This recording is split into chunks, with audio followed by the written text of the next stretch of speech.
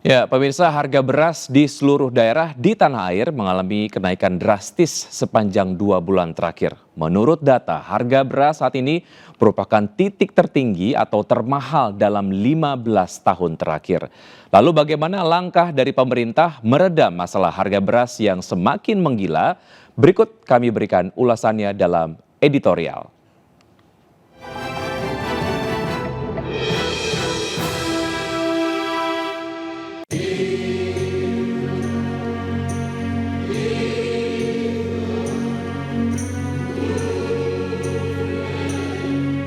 Menyandang label sebagai negara agraris, nyatanya tak menjadikan Indonesia benar-benar secara harfiah sebagai negeri lumbung padi.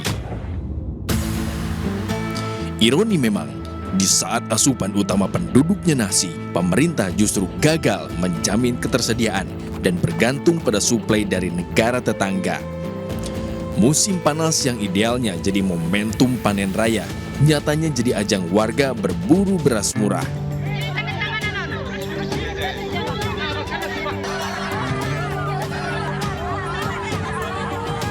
Antrean hingga kerumunan nyaris tampak di sejumlah daerah saat operasi beras murah digelar.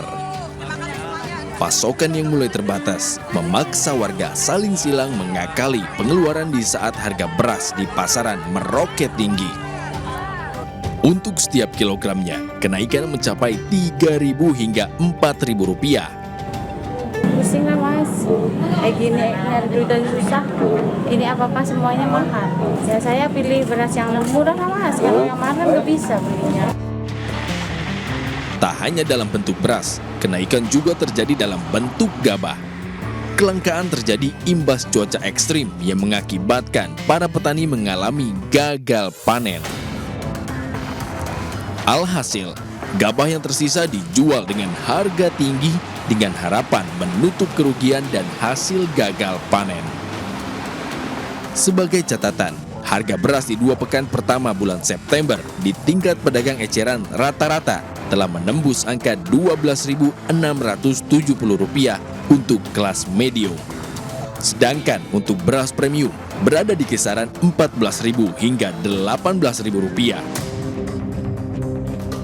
Angka ini jelas telah melewati harga eceran tertinggi yang ditetapkan pemerintah di masing-masing zona. Tak tanggung-tanggung, harga beras yang beredar lebih tinggi Rp2.000 hingga Rp5.000 dari harga yang ditetapkan.